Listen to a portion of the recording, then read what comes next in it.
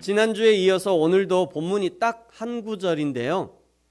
그렇다고 해서 이 한 구절만 보면 성경을 바르게 이해하기 어렵습니다. 지난주에도 말씀을 드렸듯이 성경 전체가 무엇을 말하고 있는가 그것을 보고 그 안에서 다시 권별로 단락별로 그리고 또 구절에 가서 또 단어의 의미를 살펴야 되는 것입니다. 오늘 11장 마태복음 11장이 본문인데요. 11장 1절에 보시면 그 본문의 가장 앞에 11장 1절에 보시면 예수님이 제자들에게 명하시기를 마치시고 이런 말씀이 있죠. 산상수훈을 최종 마무리하신 겁니다. 산상수훈의 최종 마무리. 산상수훈이란 무엇입니까? 예수님께서 그의 제자들을 나오게 하시고 제자들을 향해서 가르치시는 내용이잖아요. 제자들이 가장 앞에 앉아 있는 거죠. 그렇다고 해서 제자들만 가르친 건 아닙니다. 제자들 바로 뒤에 군중들이 둘러 있었습니다.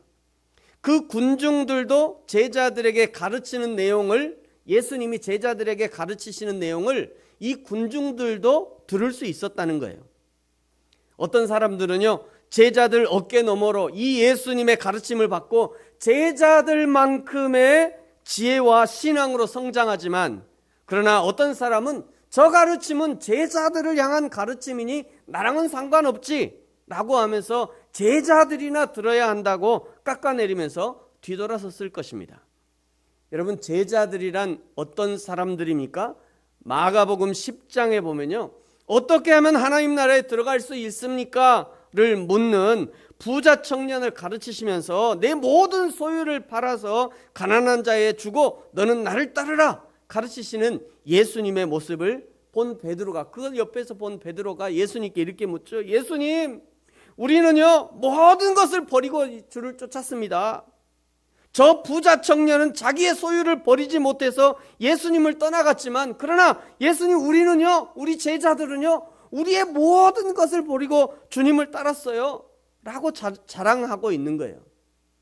베드로만이 아니라 거기 있는 12명의 제자들 모두 다 자기의 모든 것을 버리고 예수님을 그들의 메시아로 따르고 있었던 거죠. 그런 베드로와 제자들에게 예수님께서 제자의 길을 다시 한번 알려주시는데요. 29절부터 보면 이렇게 말씀하고 있어요. 예수께서 이르시되 내가 진실로 너희에게 이르노니 나와 복음을 위하여 집이나 형제나 자매나 어머니나 아버지나 자식이나 전토를 벌인 자는 현세에, 지금 내가 살고 있는 그 현세에 있어 집과 형제와 자매와 어머니와 자식과 전토를 100배나 받을 것이다. 그런데 박해를 겸하여 받을 것이다. 그리고 내세에는 영생을 받지 못한 일이 없을 것이야. 그러나 먼저 된 자로 나중되고 나중된 자로 먼저 될 것이다. 이런 말씀하셔요. 여러분, 이런 구절을 말씀드릴 때 30절에 집중해서는 안 됩니다. 30절만 집중해서 보면 안 돼요. 30절에 현세에 100배를 받는다는 이 말씀에만 집중해서는 안 되는 겁니다. 박해를 겸하여 받는데요. 그 전에 또 29절에 매우 중요한 말씀하셨어요. 29절이 매우 중요한 단어라는 것을 기억해야 돼요. 예수님의 이 말씀은 예수님의 제자가 되기 위해서 세상적 인연을 다 끊고 마치 불교의 스님들이 속세를 벗어나 깊은 산중으로 들어가는 것처럼 그렇게 해야 예수님의 제자가 될 수 있다는 말을 하는 것이 아닙니다. 이것은 우선순위에 관한 말씀이에요. 우선순위. 예수님과 그의 복음이 먼저인가? 집. 여기서는 하우스예요. 부동산을 얘기하는 겁니다. 부동산. 건물로서의 집을 말하는 거예요. 예수님이 먼저인가? 너의 부동산, 너의 재산이 먼저인가? 이걸 묻고 있는 거예요. 예수님이 먼저인가? 너의 가족이 먼저인가? 지금 이것을 묻고 있는 것입니다. 예수님을 따르겠다고 나서는 사람들에게 왜 예수님이 이런 것을 물을까요? 물질과 가족의 문제가 예수님의 제자가 되고자 하는 자들이 짊어져야 할 십자가가 되기 때문입니다. 그 십자가를 분명히 인식하고 따라오라는 거예요.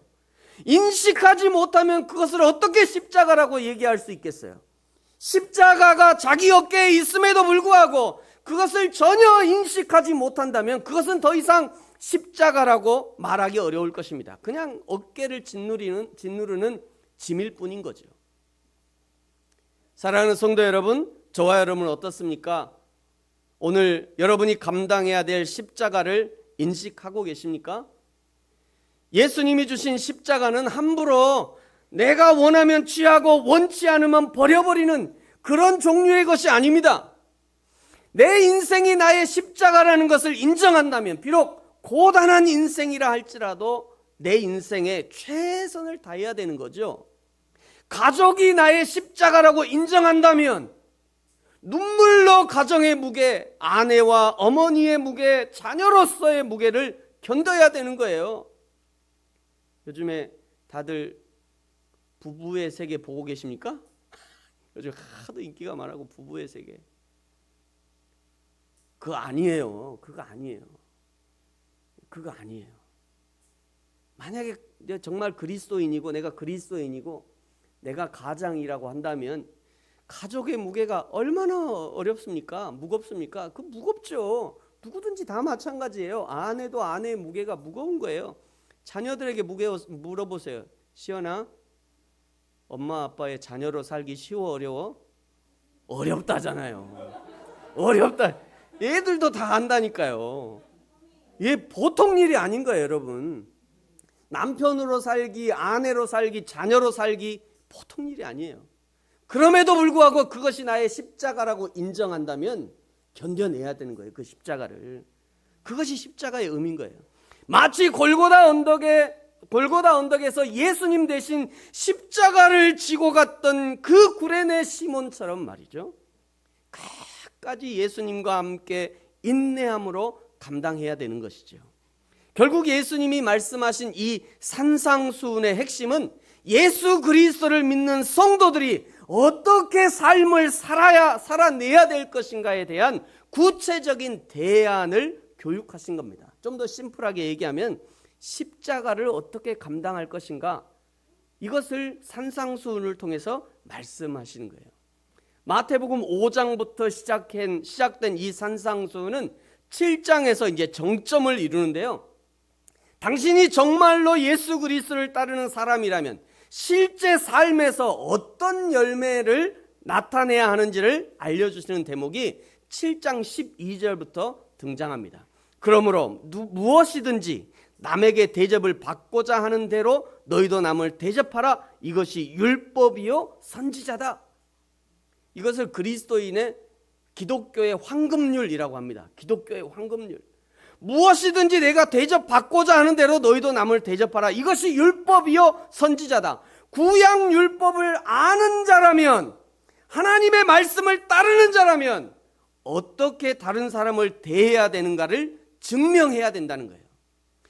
그 사람이 정말 하나님의 사람인지는 다른 사람을 어떻게 대하는지를 보면 그 사람이 정말 하나님의 사람인지 증명이 된다는 겁니다.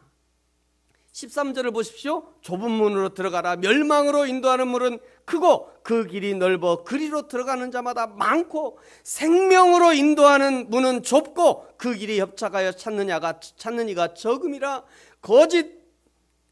거짓 선지자를 삼가라. 양의 옷을 입고 너희에게 나오나 속에는 노략하는 일이라. 그들의 열매로 그들을 알지니 가시나무에서 포도를 또는 엉겅퀴에서 무화과 나무를 따겠느냐. 이와 같이 좋은 나무마다 아름다운 열매를 맺고 못된 나무가 나쁜 열매를 맺나니, 좋은 나무가 나쁜 열매를 맺을 수 없고 못된 나무가 아름다운 열매를 맺을 수 없느니라. 아름다운 열매를 맺지 아니하는 나무, 악한 나무죠. 아름다운 열매를 맺지 아니하는 나무마다 찍혀 불에 던져지느니라. 그러므로 어떻게 하느냐. 20절 같이 한번 읽을까요? 시작. 이러므로 그들을 알리라. 아멘. 그들이 맺고 있는 열매를 보면 그 사람이 생명의 창조주, 좋은 나무이신 하나님께 접붙임을 받은 좋은 열매, 아름다운 열매를 맺는 사람인지, 아니면 거짓 선지자, 나쁜 나무에 붙어서 나쁜 열매를 맺고 있는 사람인지, 그 열매를 보면 안다는 거예요. 열매를 보면. 사랑하는 성도 여러분, 저와 여러분은 오늘 지금 어떤 열매를 맺고 계십니까? 내가 지금 어떤 열매를 맺고 있는지 내 안에 성령께서 정확히 알고 계셔요. 그 다음에 나도 알죠. 왜요? 내 안에 성령이 알려주시니까. 내 안에 성령이 아는 거는 나도 알아요. 성령께서 알려주시면 바로바로 알려주시잖아요. 내 안에 성령이 바로바로 알려주셔요. 성령 하나님이 어떤 일에 있어서 마음에 불편함을 주신다면 그 불편함을 하나씩 해결하면서 살아야 합니다. 하나님이 불편함을 주시는데도 그냥 넘어가잖아요. 그러면 이게 나중에 만성이 돼요. 만성이 돼가지고요. 나중에 아무리 불편이 와도 몰라. 그러니까 하나님이 이렇게 불편함을 주시면 그때그때 해결해야 돼요. 그때그때 해결해야 감각이 살아나는 거예요. 마음에 불편이 있음에도 불구하고 그걸 해결하지 않으면 만성이 된다니까요. 나중에 하나님이 아무리 얘기해도 몰라 그냥. 그리고 이제 말기가 되는 거예요. 그리고 어느 순간에 말기. 여러분 마음에 불편이 있으면 성령님이 알려주실 때마다 빨리빨리 해결해야 됩니다. 또 어떨 때는 하기 싫고 가기 싫고 나하고는 안 맞는 일을 해야 하는 경우들이 있죠. 그럴 때는 공동체를 위해서 연합을 위해서 녹아져야 할 때가 있다는 것이에요. 그것은 내 안에 성령께서 자꾸 말씀해 주십니다. 바로 그때가 순종할 때인 거예요. 이것이 성령에 이끌리는 삶이다. 이렇게 얘기를 하는 거예요. 성령에 이끌리는 삶은 공부 많이 했다고 되는 게 아니더라고요. 순간순간 성령에 이끌려야 돼. 순간순간 작은 일에부터 말초신경이라고 얘기하죠. 우리 끝에, 우리 인체의 끝에 있는 조그마한 그 말초신경. 그 말초신경의 반응을 잘해야 된다니까요. 말초신경이 죽어가면요 큰 신경 죽는 거예요 그냥. 그러니까 작은 일들에 대해서 하나님이 지적해 주실 때 그거를 빨리빨리 해결하고 가야 되는 거예요. 이렇게 성령에 이끌리는 삶을 살고자 할 때 십자가의 삶이 우리의 기준이 되어야 하는 겁니다. 이 예수님이 요구하시는 십자가의 삶, 자기 부인의 삶을 인간으로서 가장 잘 살아낸 사람이 오늘 마태복음 11장 1절부터 19절까지 등장하는 1절부터 19절까지가 이 주인공이 세례 요한이잖아요. 세례 요한에 대해서 얘기하고 있는데 예수님이 요구하시는 십자가의 삶, 자기 부인의 삶을 가장 잘 살아낸 사람이 바로 세례 요한인 거예요.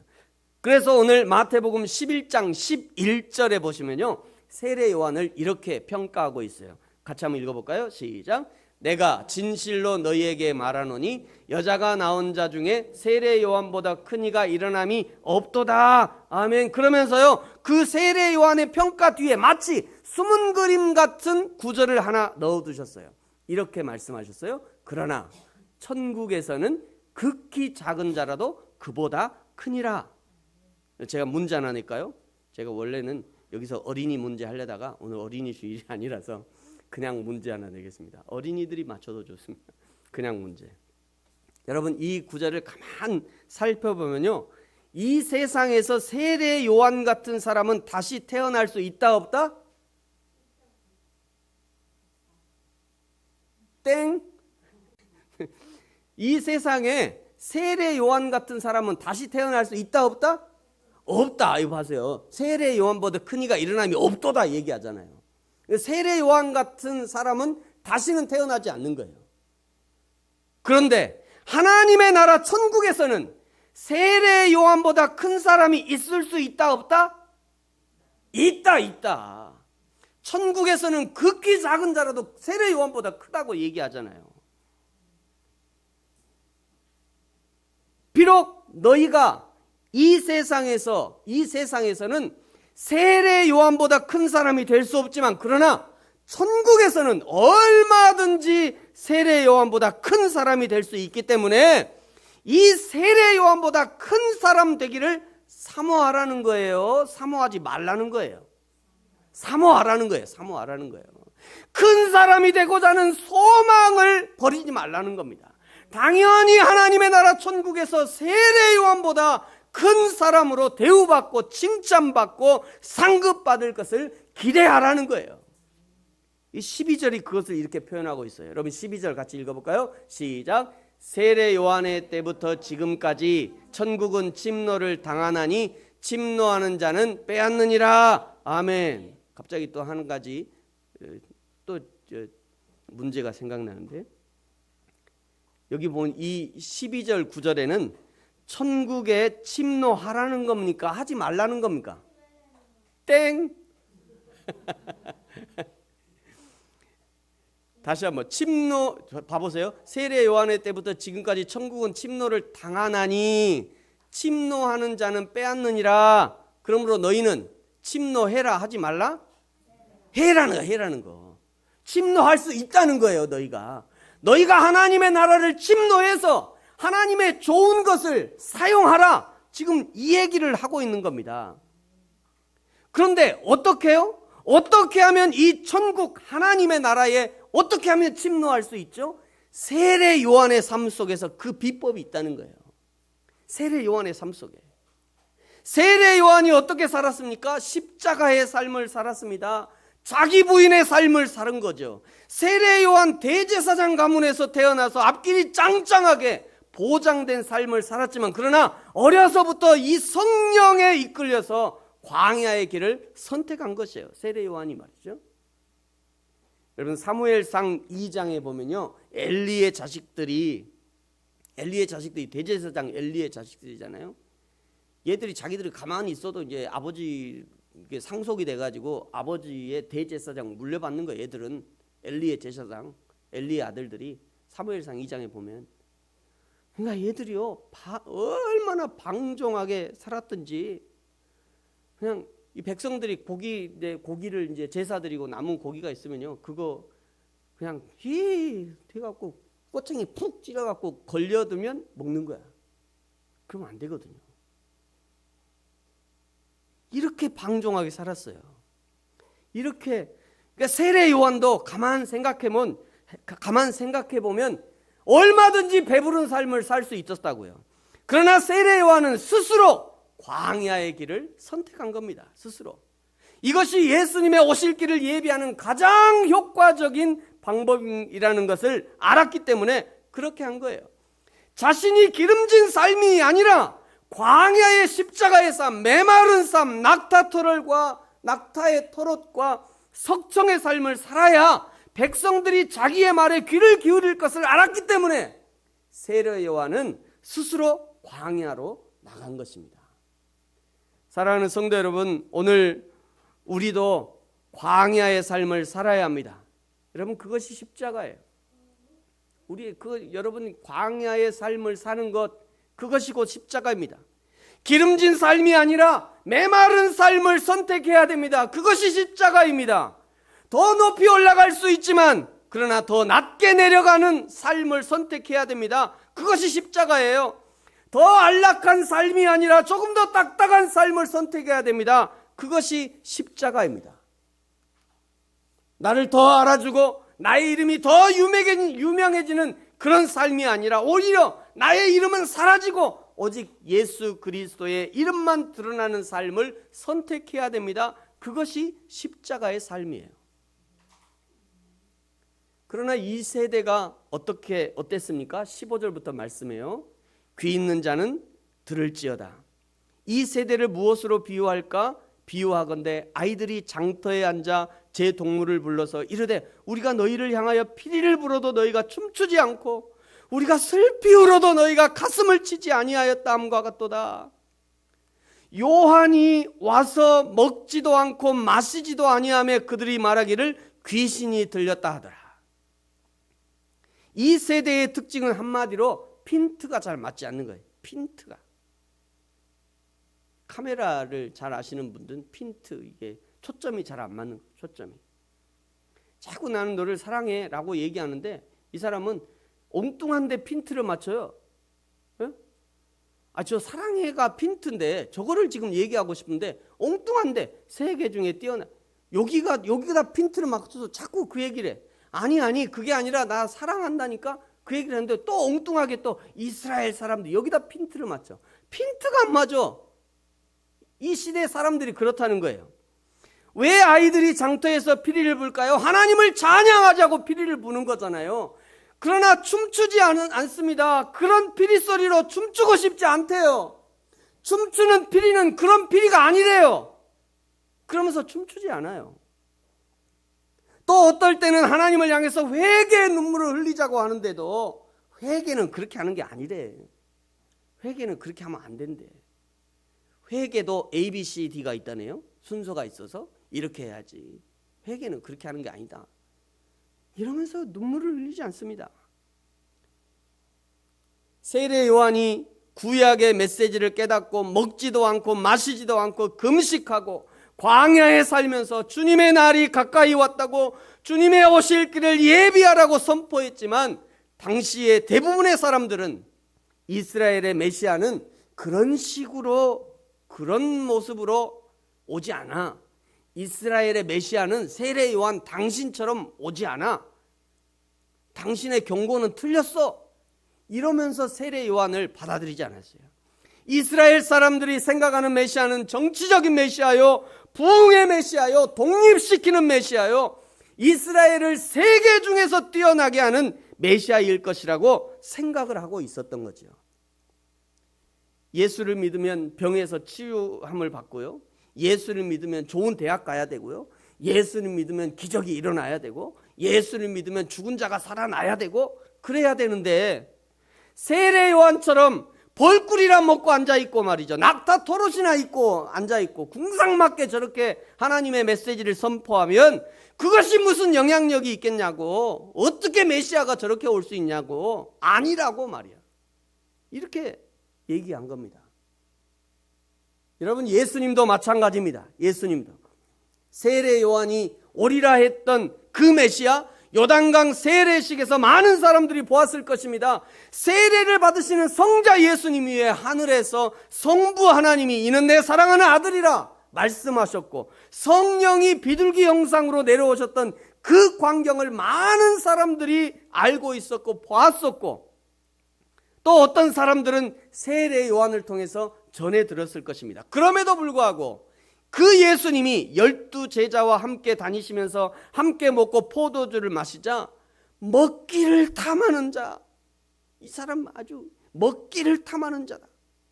또 어떤 사람은 세리였던 마태가 예수님의 제자가 된 것을 보고 이 사람이 죄인의 친구구나, 그러면서 예수님을 비난한 거예요. 여러분 19절 같이 한번 읽어볼까요? 19절입니다. 오늘 본문이죠. 시작.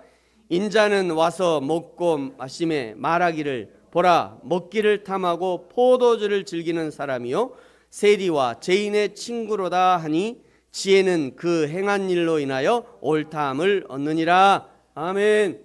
여러분, 그런데 예수님이 왜 이 땅에 인간의 모습으로 오셨습니까? 창조주 하나님이, 인간을 만드신 하나님이 뻔히 이런 일이 있을 줄 다 아셨을 것인데, 그럼에도 불구하고 그 모든 수모를 감수하면서 왜 예수님이 도대체 이 땅에 오신 겁니까? 왜요? 이사야 61장에 보면요, 예수님이 왜 이 땅에 오셨는지, 예수님이 오셔서 어떤 사역을 할지를 가장 적나라하게 보여주고 있어요. 주 여호와의 영이 내게 내리셨으니 이는 여호와께서 내게 기름을 부으사 가난한 자에게 아름다운 소식을 전하게 하려 하심이라. 나를 보내사 마음이 상한 자를 고치시며 포로된 자에게 자유를, 갇힌 자에게 노임을 선포하며 여호와의 은혜의 해와 우리 하나님의 보복의 날을 선포하여 모든 슬픈 자를 위로하되 무릇 시온에서 슬퍼하는 자에게 화관을 주어 그 죄를 대신하며 기쁨의 기름으로 그 슬픔을 대신하며 찬송의 옷으로 그 근심을 대신하시고 그들이 의의 나무 곧 여호와께서 심으신 그 영광을 나타낼 자라 일컬음을 받게 하려 하심이라. 이것이 예수님이 이 땅에 오신 이유인 거죠.